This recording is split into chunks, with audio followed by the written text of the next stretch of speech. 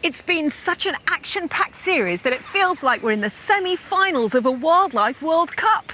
Yes, we've had some slippery slips, some unfortunate trips, but some jolly fine catches too. So beaks, feathers and claws crossed that we make it through tonight and proceed straight through to tomorrow's final. It's not going to penalties. We're going to put the vole in the back of the net. Welcome to Springwatch.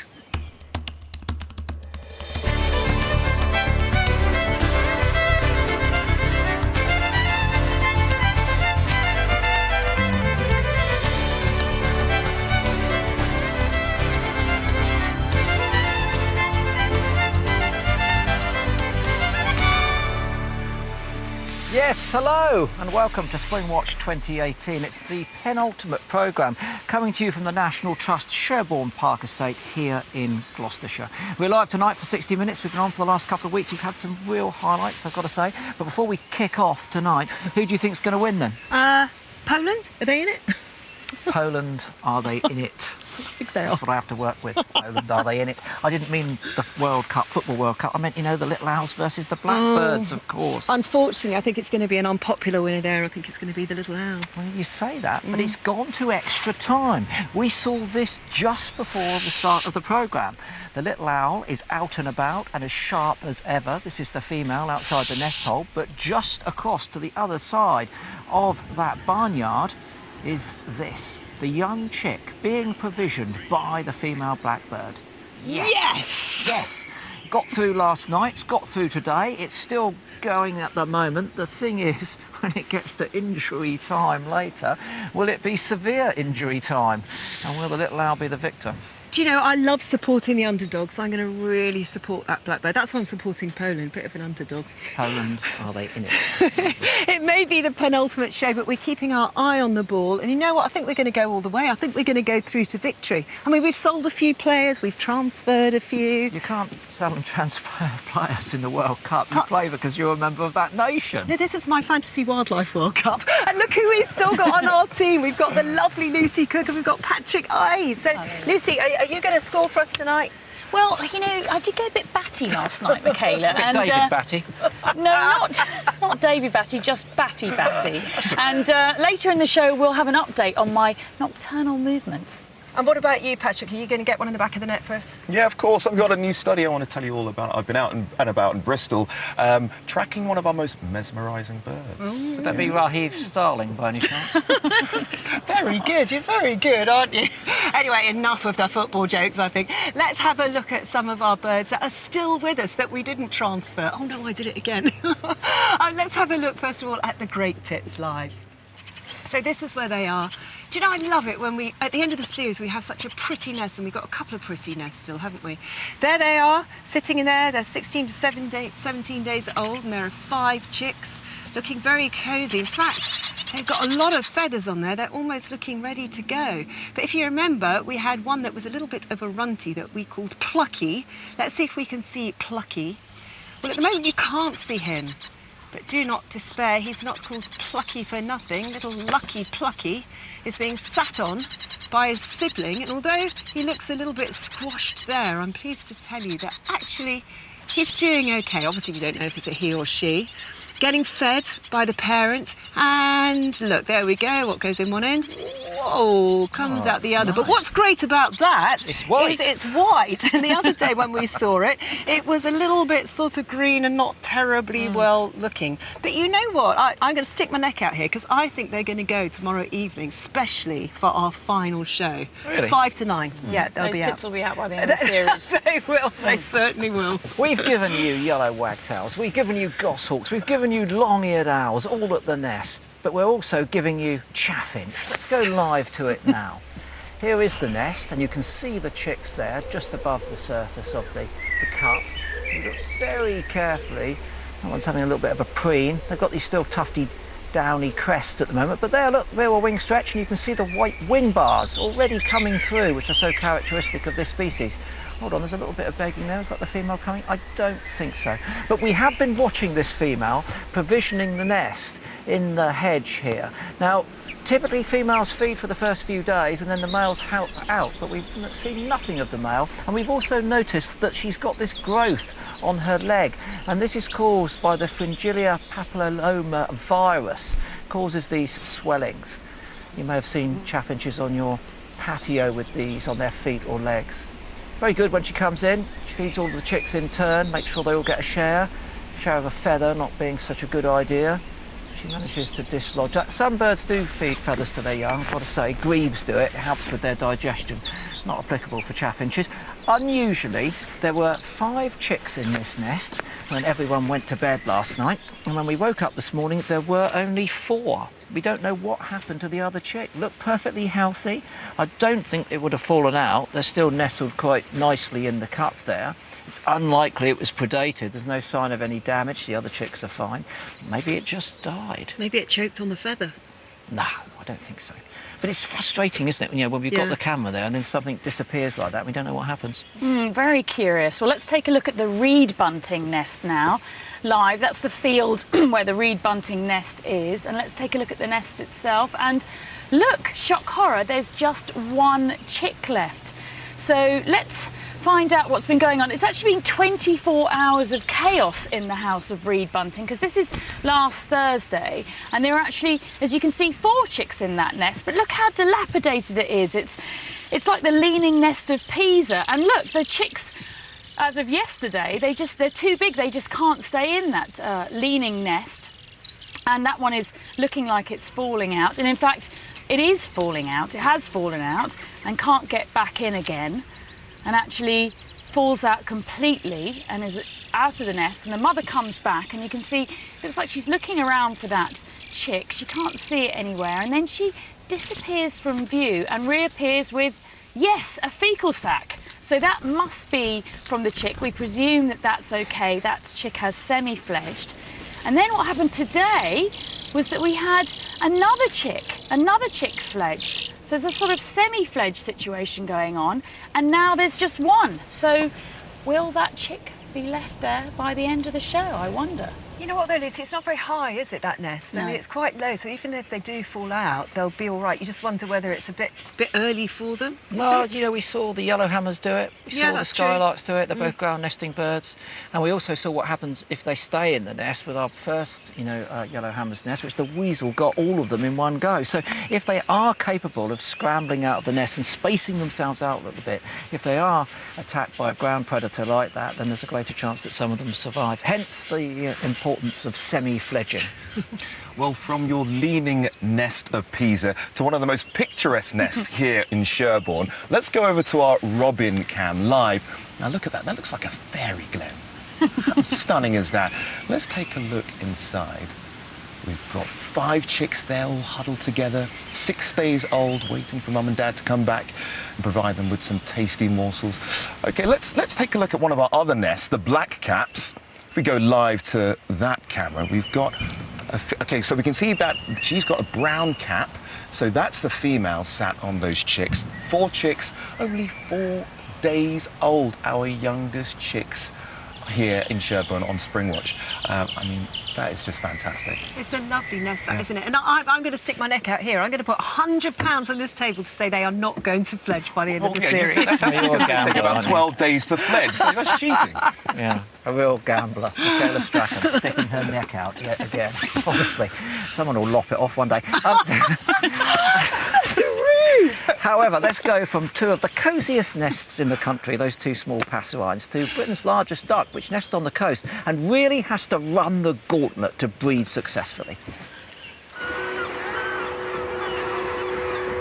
Spring is a busy time on the Isle of May. The towering cliffs and surrounding seas are crammed full of seabirds.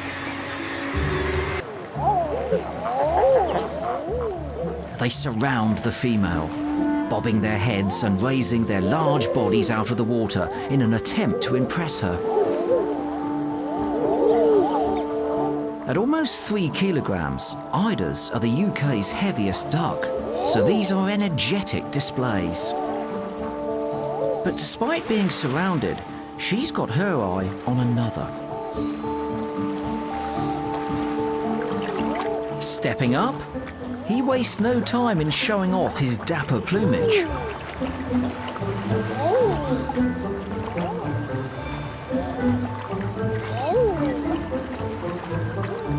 Clearly impressed, she leads her suitor to the shore.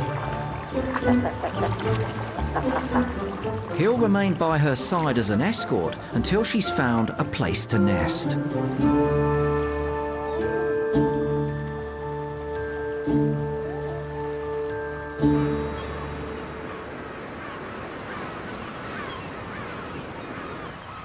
But on this busy island, a good nesting spot is quite hard to find. And the neighbours, well, they're far from friendly. Let's face it, a lesser black-backed gull wouldn't make an ideal babysitter. Best to move on. Finally, they find the perfect spot. The male's duty is done for now, so he returns to the sanctuary of the sea, leaving the female to a long, lonely vigil.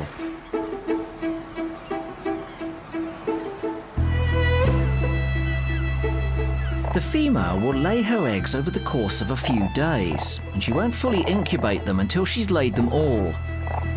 It's a risky strategy, especially when there are gulls around. A neighbouring nest is raided, and the shells lay strewn around the site.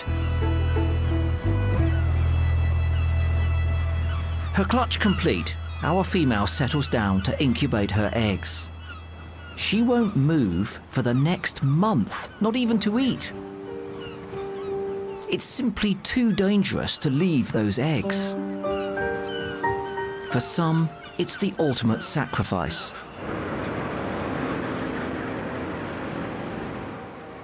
But our female is strong, and finally her ducklings begin to hatch, one by one.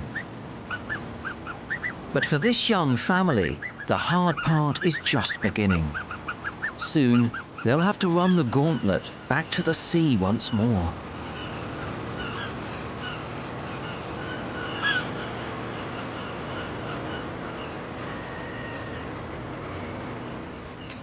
It's a very handsome duck, isn't it? The male. Very handsome. Island male ducks. I love those male ducks. Yeah. Sleek, beautiful, almost monochrome with those lovely green wedges on their head. It's your kind of duck, that, isn't it? My kind of duck. Dapper.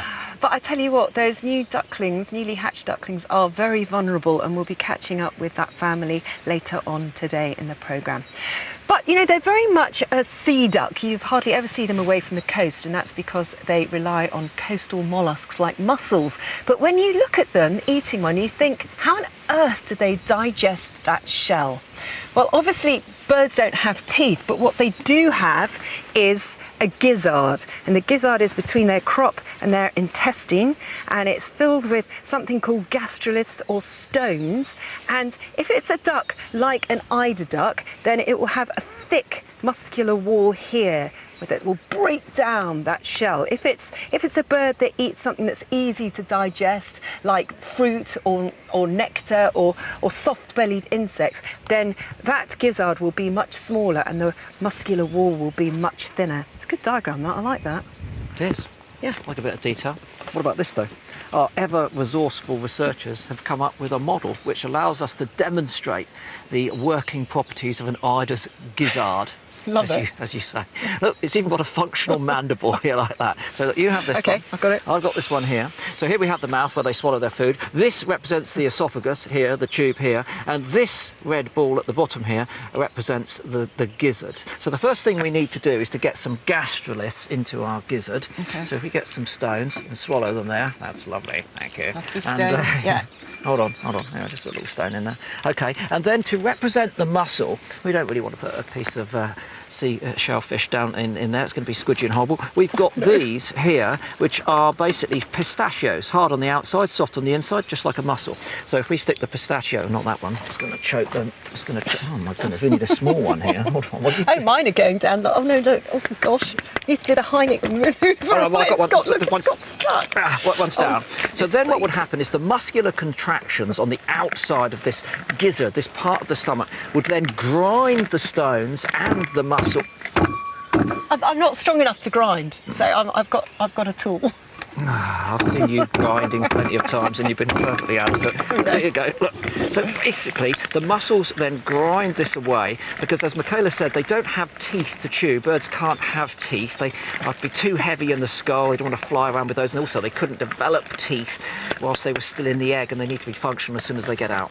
So then what we were able to do on this occasion is remove the gizzard here. Oh, no, look, I didn't even get in the gizzard. Look, mine's got one star. Oh, hold on. But fortunately, previously, this eider did actually... it's yes, look. Little bits. There we are. Yes. It had previously consumed some pistachio mussels. Yeah, yours hasn't got very much in it, has it? Mine was obviously a lot hungrier Look than at yours. that. But Pretty no, fantastic. Pretty fantastic. So this artificial gizzard is absolutely perfect. And if any of our viewers out there are having trouble with their gizzards, you'll probably be able to get one of these on the National Health pretty soon, actually. And that's probably all you're going to get on the National Health, actually, if you've got trouble with your gizzard. Well, from digestion to dendrology, do you know what that means? Dendrology, yes. Dendrology is the study of trees. Very good, you get 10 out of 10. Neil Strawson visits a tree that is one of our oldest in the country. Not only that, but it's been a tourist attraction for over 100 years.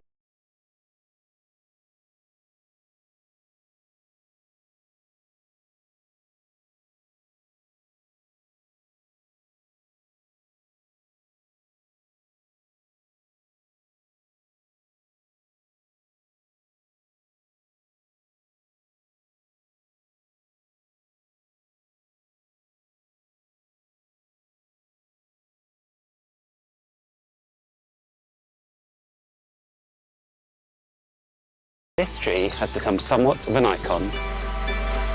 Major oak is the jewel in Sherwood's crown. Believed to be 1100 years old, it's said its hollow trunk and wide branches provided hiding places.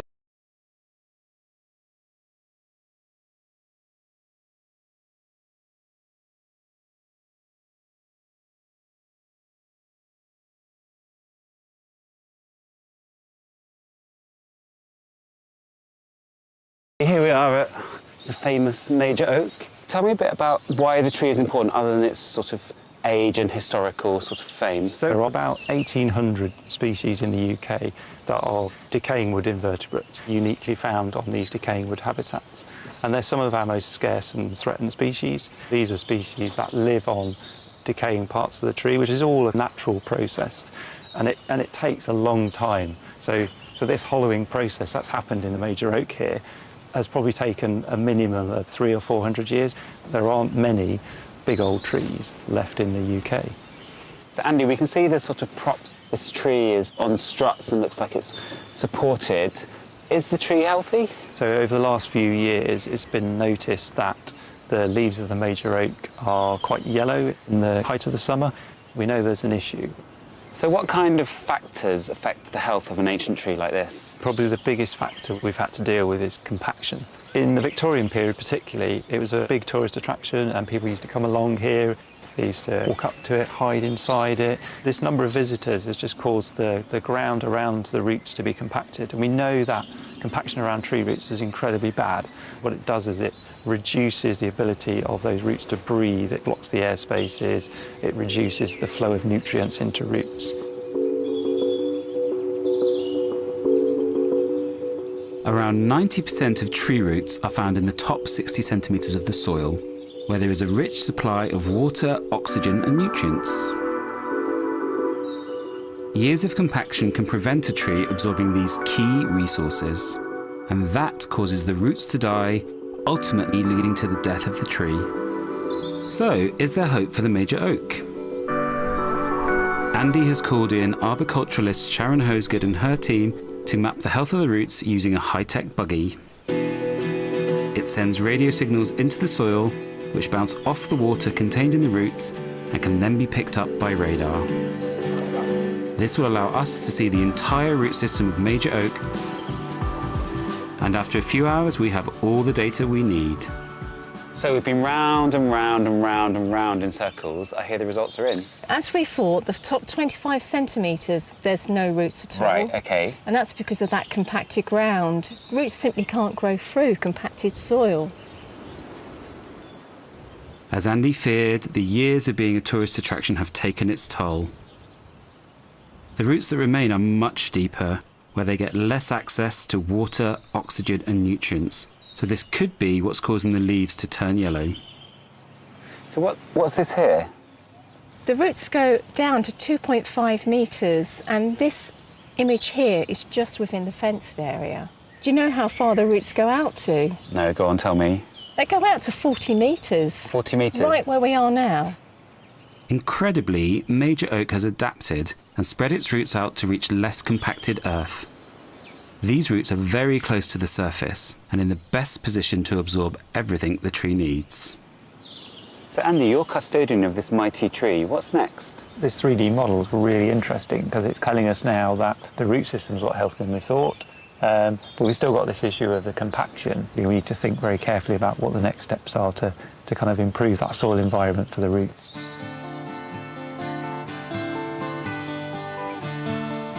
Despite its incredible age, it looks hopeful that with the right care and attention from Andy and the team, Major Oak could be inspiring awe and wonder and supporting some of our most endangered species for centuries to come.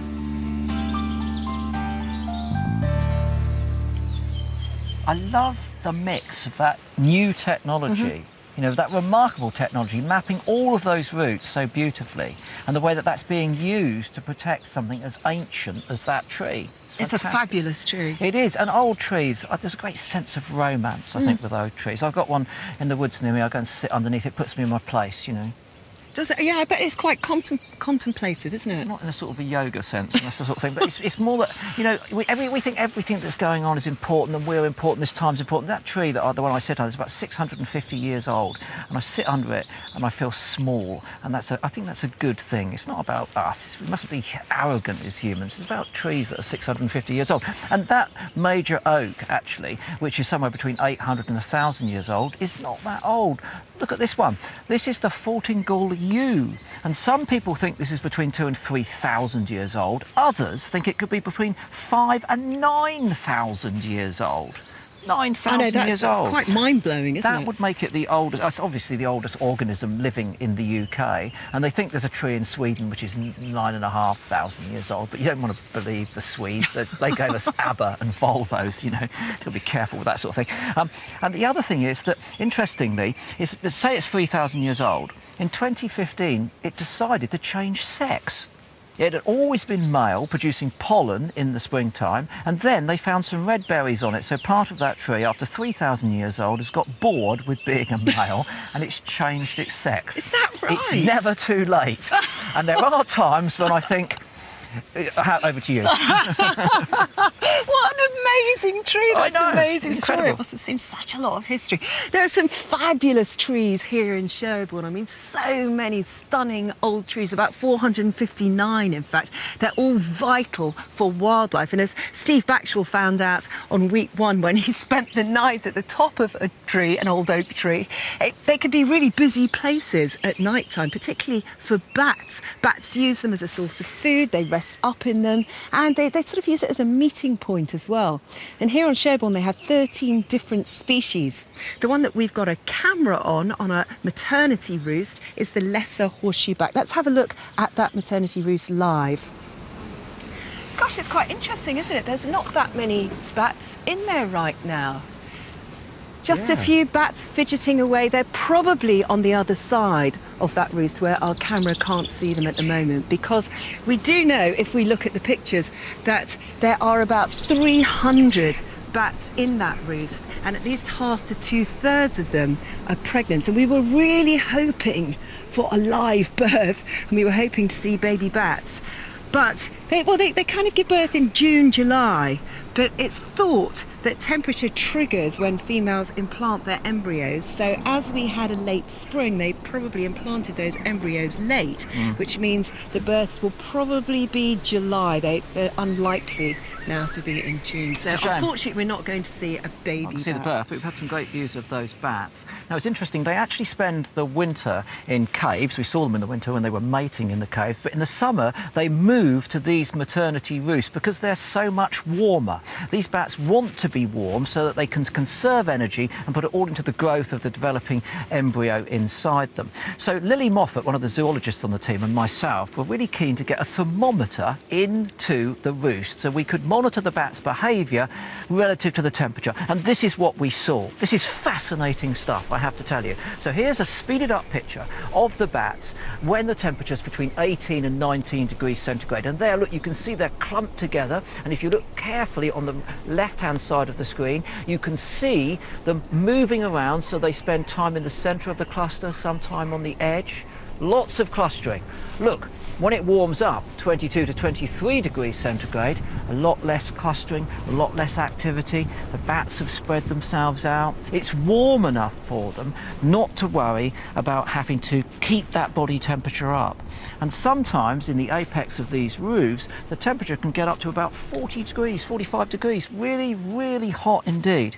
And on those occasions, again, we see the bats moving around. So what governs their movement during the course of the day, what makes them so fidgety, is the temperature. So, Lily, top work, absolutely top work. It's fascinating. It's the most interesting thing you've said all day, actually. No, it was good. What do you mean? It's a good study. It's a very interesting study. Oh, give me that.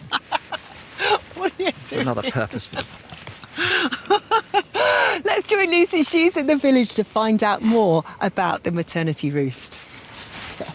Well, I've absolutely loved being able to spy on the maternal roost during the day, but what happens when the show is over and the bats become more active? Well, lesser horseshoe bats in the summer months will emerge from the roost around 30 minutes after sunset. So last night I headed out with bat expert Paul Howden Leach and some fancy new bat detecting kit to try and eavesdrop on their nighttime meanderings.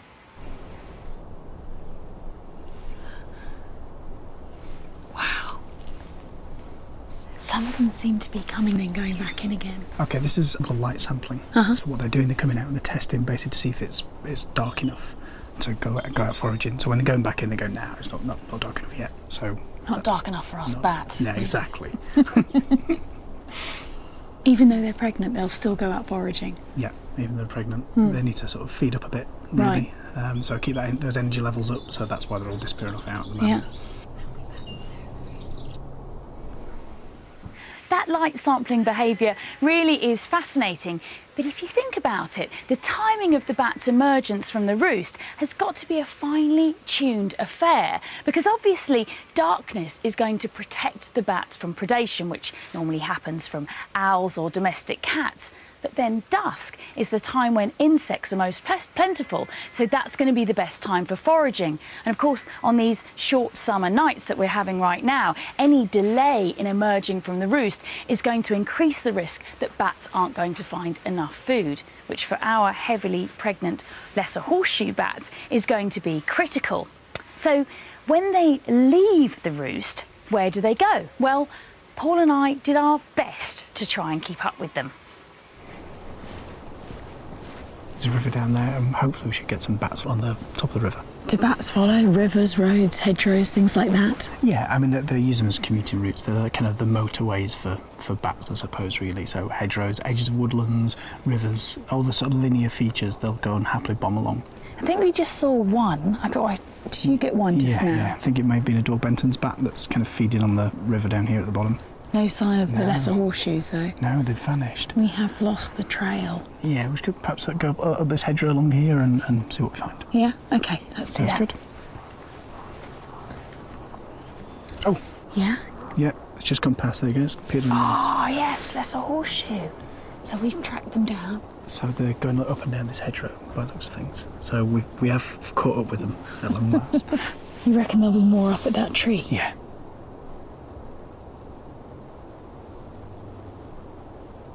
This tree's a bit of a hot spot, isn't it? How many species do we think are in this tree at the moment? I think we've got noctule and maybe lizards or serotine flying around kind of the top. We've had horseshoe flying on the bottom. Up to now, we've had about 7 species tonight, including barbicel, which is a good one. Yeah, they're all good. They're all good, of course. Well, in the end, we actually managed to get 9 species, which is pretty good going for such a short transect. We only got 1 lesser horseshoe, but then they can reach speeds of up to 20 miles per hour. So it was always going to be a bit of a struggle to keep up with them. Now, our cameraman, Mark Yates, did manage to get some thermal imaging of hunting bats, and we think some of these could be lesser horseshoes in the woodland there. They are versatile hunters. Sometimes they'll catch flying insects on the wing, like this there. That looks like, here we go, catching insects as they're flying. But other times they will just pluck spiders and other invertebrates directly from branches and vegetation. They seem to prefer woodland habitat above all the others in Sherborne, as it provides them with plenty of edges to follow, plenty of food and plenty of cover.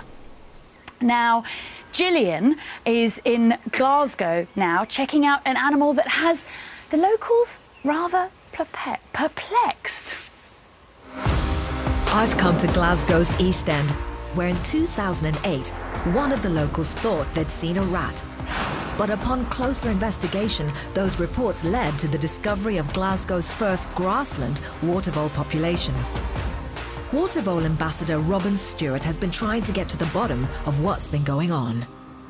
So Robin, I guess the million-dollar question is, if there is no water around you, how did they get here in the first place? I wish I could answer that properly. One theory that's been put forward is that you've got the M8 corridor that runs along here. At one point, that was the Monkland Canal, and it's perhaps that the relic populations along the canal were pushed out when the works were getting done, and they've moved into the grassland just adjacent to it. It must have been a huge surprise to you to find them here. Absolutely mind-boggling. It goes against everything that you think you know about watervoles. They're supposed to be like very specialised and living in wetland habitats, but you can see the grassland is completely different. And these watervoles aren't just surviving here, they're thriving. In their traditional wetland habitats, you may find between 8 and 15 individuals on a 1-kilometre stretch of riverbank.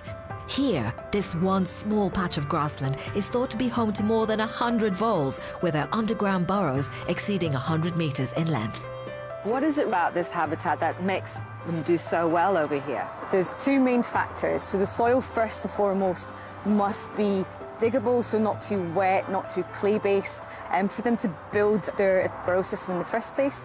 They will also have really high-quality grasses to feed on, which are all quite fast-growing, but they provide them with all the nutrition that they need.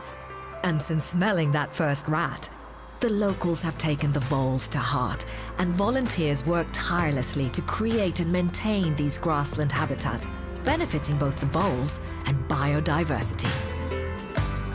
And all the signs point to a great success story. So these are exactly the same signs that you'd expect to see around a wetland watervole habitat, but right here in a grassland. Yeah, absolutely. So they still have the burrows, the feeding remains, latrines, droppings. The only real difference in field signs is probably you see a lot more of the vole hills.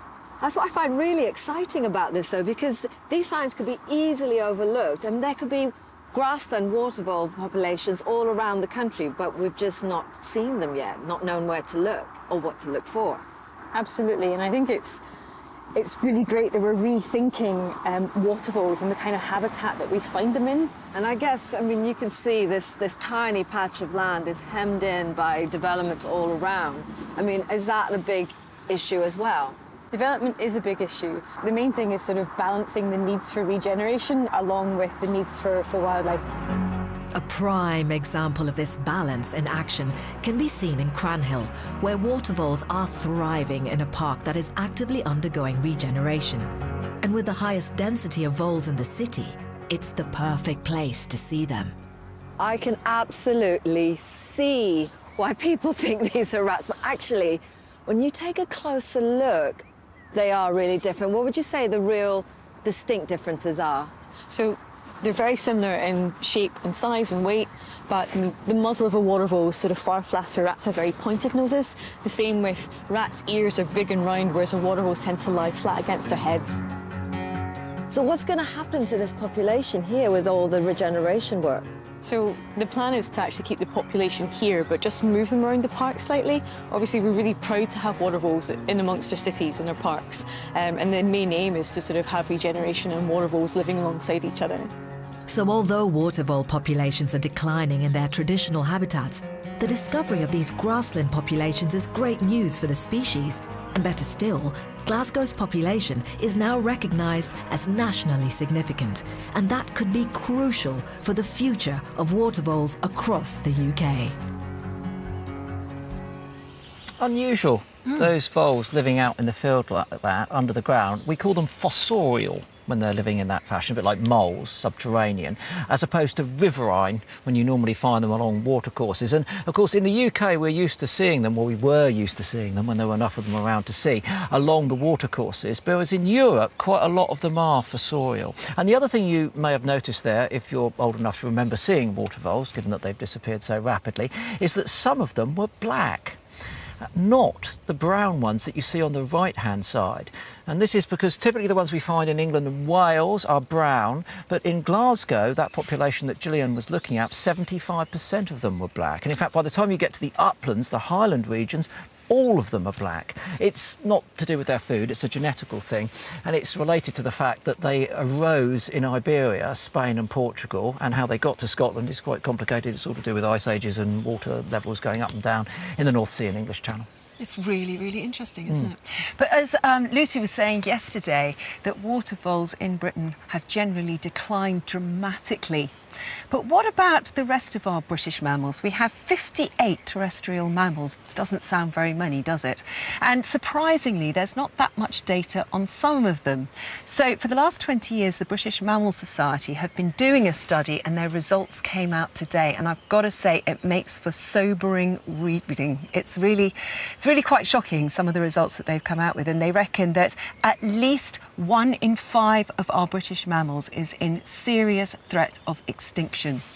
So we've now got a red list. We know which ones are doing okay, which ones need help and which ones really are critical. Yeah, in fact here I've got a bar chart somewhere behind me here, and this shows you each of those categories here. So we're looking at the mammal species that we have, and this includes non-native and native species. Least concern, well, there were about 29 of those species, and you may look at this and think, well, most of them are okay then, but we've got to worry about these here: the near threatened, the vulnerable, the endangered and the critically endangered here, which number 3 animals. So, okay, what falls into each category? Well, at least concern, we can start with red deer. So they seem to have increased by about 24%. Why have they increased? No natural predators, lack of wolves basically, so they can run rampant across the highlands as they are. What about in near threatened? Well, strangely, the rabbit, an animal which once occurred here in the millions, if not hundreds of millions, down perhaps by -46%, principally recently due to rabbit hemorrhagic disease virus. And then what about vulnerable? Vulnerable, serotine bat, we can go for this one amongst those listed as vulnerable. Why is this one declining? Lack of insects in the environment. We know that significant studies published recently in France and Germany say that we've lost up to 75% of the insects in this environment. Bats, insectivores, bound to be going down. Okay, then we move on to the last couple of them. We've got red squirrel. Red squirrel fits into the endangered category. Habitat loss, the introduction of the grey squirrel from North America, complete with its powerpox virus. And then finally, critically endangered, we've got Scottish wildcat. Historically down to persecution, they hung on in Scotland when they could actually occur all across the UK. And now, of course, what they face is a genetical extinction as they're hybridising with feral cats, domestic cats that have gone wild. So when you think about it, yes, okay, quite a lot of these animals here are in least concerned. A significant number of those are non-native, not native British mammals, and these ones we really do have to start looking after. But I think some of these ones as well, I mean, they're in reintroduction programmes and they've come from a very dire place anyway, so the numbers were so low, so it might seem like they've increased, but actually we still haven't got a lot of them. I mean, basically, I think we've got to look after all of those mammals. We have indeed, and I've got to tell you, the percentages that I was just giving you, they're pretty rough. They're not 100% reliable. When it comes to monitoring our butterfly and bird populations in the UK, I would dare to suggest that we probably have the most accurate figures anywhere in the world. But when it comes to our mammals, that hasn't been the case. So the British Mammal Society want more information and they want citizen science, basically. So they've come out with this app. and it's a mammal mapper, and they want as many people as possible to download this app. There's loads of information on it, loads of things to ID different mammals, and they want to know where you've seen mammals and what you've seen. So download the app. Next time you walk your dog or you go for a walk with the kids or even a bike ride, then take that with you, take your phone with you, and try and see as many mammals as possible and give them the information. We can only help mammals if we have enough information. Quite right. Details, of course, available on our website. We do want you to get in touch. This is how you do it. The easiest way to reach us is to go online and be our friend on social media. You can like us on Facebook, adding your pictures and comments to our page. Follow us on Instagram and tag us into your photographs, or tweet us your questions at BBC Springwatch. And don't forget, you can watch the live cameras day and night at bbc.co.uk/Springwatch. Now, one of the best ways to understand any issues a species may be facing is to watch them, observe them, and collect as much data as you can. Take our starlings, for example, a bird that many of us will be familiar with, not only because they live in rural areas, but because they also live in our towns and cities. Most famous for their dazzling murmurations, individually, they're actually quite beautiful birds. In this image here, we can see, look at that leading edge of the wing, almost browny, orangey on that lining, speckled, absolutely beautiful. Now, those feathers, the darker feathers are indeed black, but they will often iridescent. That's due to the structure of the feathers, which often give a kind of purpley, greeny tinge. Absolutely fantastic. Now, these murmurations, what they actually do, they can also mimic other birds. They have a wide range of vocalizations, but they can also mimic car alarms. Isn't that extraordinary? But here in the UK, our starlings are on the decline, down 81% since 1970. 50 years on, we're still none the wiser as to why their numbers are declining. Fortunately, they're relatively easy to monitor, and the evidence suggests that they're breeding well, they're fledging successfully, so whatever is causing this decline is happening during the juvenile phase of their lives. So the RSPB have hatched a plan. By fitting urban starlings with miniaturized radio tags, we can see them there, they're able to follow these starlings wherever after they fledged. So far, 21 birds have been tagged since the 24th of May, but of course starlings will travel far and wide, and so extra volunteers are needed with portable trackers to figure out where these starlings are going. Now, once I heard that, of course, I couldn't resist. I had to get my hands on that piece of tech, so I joined Vivian Hartwell from the RSPB as one of her latest recruits. All right, so what's the plan, Vivian? So I've got an aerial that is on the top of the car, and then it is attached to a receiver box. So it's just cycling through frequencies, searching for them, and then when it picks one up, it will start beeping. Oh. That's Yes! the signal. All right, let's go find these starlings. Yep. So yeah, that was Vivian and I. We were out and about in Bristol. But just detecting where these tags are, or that they're beeping, isn't enough. The volunteers need to actually try and find the starlings and observe them, find out what their condition is and if they're even alive. So as soon as we got that first ping, we got out of the car, took our portable tracker and set off in hot pursuit. On the face of it, it sounds like a really simple task. Use a tracking device to find the tagged starlings, but there's so much hustle and bustle going on here. I can barely hear the beeping on the tracker. Each bird has their own individual frequency to their radio tag. So this one is 932, and no other bird has that frequency. I think it's definitely coming from that direction, which I reckon like maybe 5 houses down, and then let's start knocking on some doors. That's really strong. Now this is the tricky part, trying to actually spot them. Oh yeah. Up there? Yeah. Just on the chimneys. What's the verdict? Yeah, I think it's one of those. The signal's really strong from over there. Well, you heard it. Vivian's verdict is victory. A bit of fun detective work there, trying to find bird 932. As you saw, we actually ended up in someone's garden. That was Brian from Bristol. Thank you so much for being so accommodating and welcoming to the crew and I. But what did we find? Well, this study is still in its early days, brand new science. But Vivian has had signals from 9 birds. One, unfortunately, was found dead. Cause is still unknown. But they are travelling a distance of up to 3.5 kilometres. Now, that's making it really tricky for the volunteers. Imagine have to travel all around Bristol to try and find out where each of those starlings are going. Of course, we're still unsure about the causes. What's causing their decline? It could be a number of different factors: pathogenic, lack of food, increased predation. But with any luck, this cutting-edge starling science will hopefully eventually reveal what's happening to one of our most charismatic birds.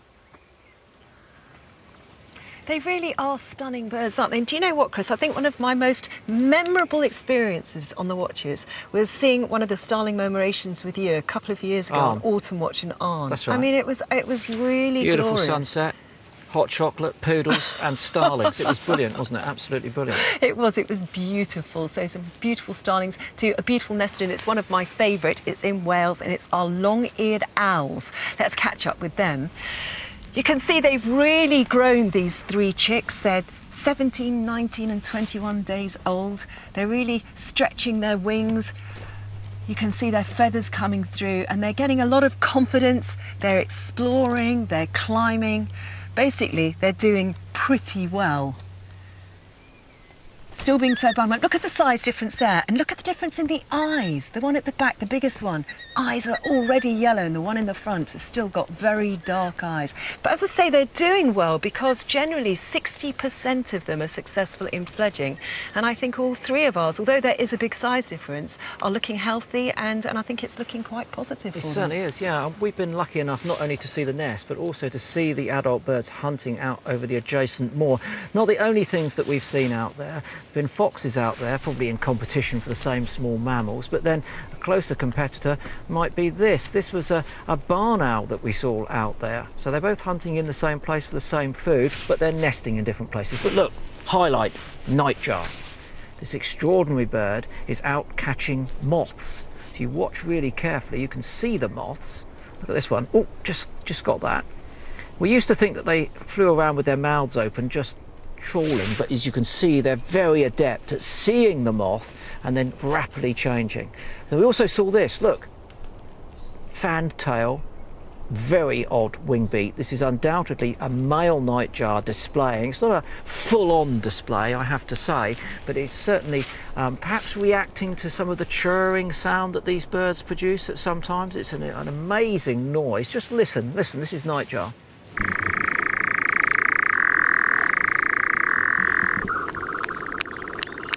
Can you hear that clicking there? That was actually wing clapping. So the male birds, when they're doing a proper display to attract the females, actually close their wings on each other above their back and make that clapping, that clicking sound. It's quite extraordinary. It is. I actually love those birds, and I love the clicking sound, and it reminds me of an African language called Xhosa, and they have 3 different clicks. So it goes Ndi Kwanda Ukuteta Isi Xhosa Kanini. What? I know, that means, do you want to know what that means? My nightjar's made of butter? I mean, what does it mean? Means I know how to speak a little bit of Xhosa, but it's a clicky language, so clicky it reminds me language. of the nightjar. Excellent, I love excellent stuff. Love that sort of abstract knowledge chucked in. Do you like a bit of that? Top work, top work. We've also seen some nightjars this year, not where you normally expect to find them, out on the heaths, but in people's gardens. We had this one sent in. Look, it turned up on a wall. Someone got up in the morning and found this on the wall. Of course, they are migrants. migrants. They migrate back from sub-Saharan Africa after spending the winter there. So this one might have been drawn in by the lights of the town or the city and probably moved on shortly afterwards. But look at this, we've got another fantastic graph here. This shows the presence of nightjars in the UK. It comes from the BTO's, British Trust for Ornithology, that is bird tracking data. So the red line here is the average over the last few years. But look, the blue line is this year. So what this indicates is that unlike so many of the other birds we've been talking about, the nightjar appears to have arrived earlier, slightly earlier, and at the moment, as you can see, the numbers are slightly up. So we've been reporting anecdotally at this stage, not as many swifts, not as many swallows, all of these sub-Saharan migrants not in great numbers and arriving late, but the nightjar appears to be bucking the trend at the moment. So get out in the evening and go and look for nightjars. They're fabulous animals. Right, let's return to our eider family, and those freshly hatched ducklings will be on the move. But for the first few days of a fluffy duckling, life can be rather treacherous.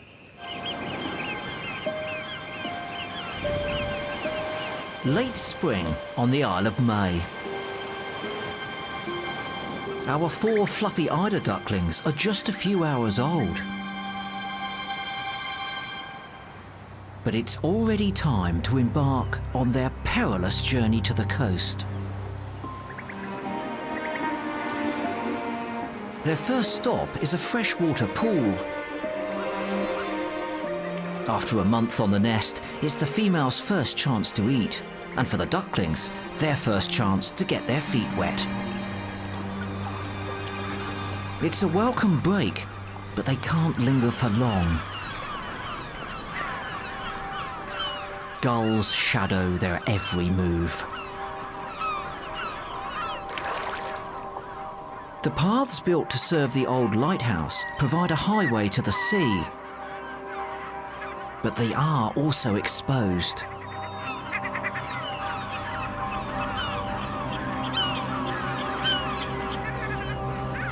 The female senses danger and deviates from the path, right into gull territory.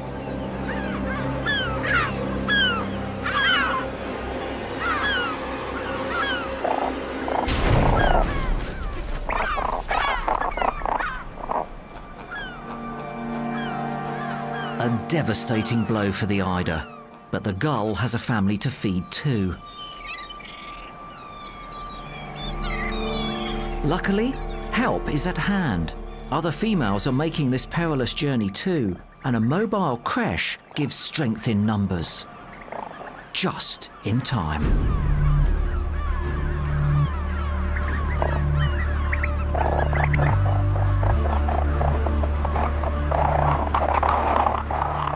Finally, the cavalry arrives.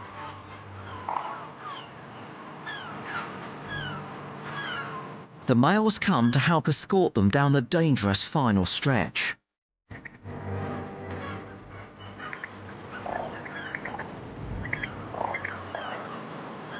At last, the sea is in sight. These tiny ducklings have come a long way. But this is the most dangerous part of all. A hesitant chick distracts the adults, and a gull swoops to take advantage.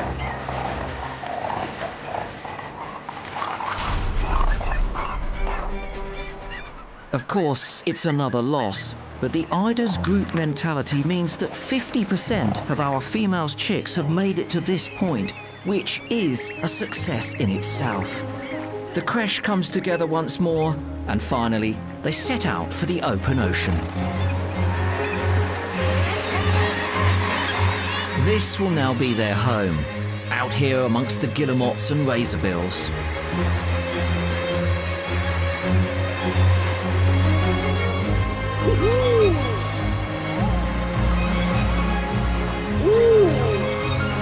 There's still a long way to go for the remaining chicks, but the worst of the journey is over. And these ducklings can now start to learn what it means to be Britain's largest sea duck.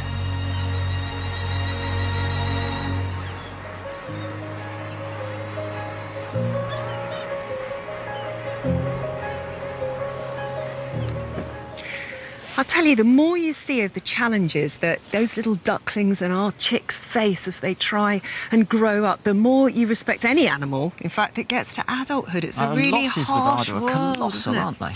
But I think a lot of us, when we think of eider ducks, think of eider down. Well, people of a certain age anyway, because when we were young, they used to have eider downs that they put on your bed. It was before duvets. Do you remember that? I'm not sure they were filled with eider down, but that's what they were called anyway. But let's have a look at eider down, because this is what the female duck sheds into the nest, and it is incredibly soft, really warm, very insulating.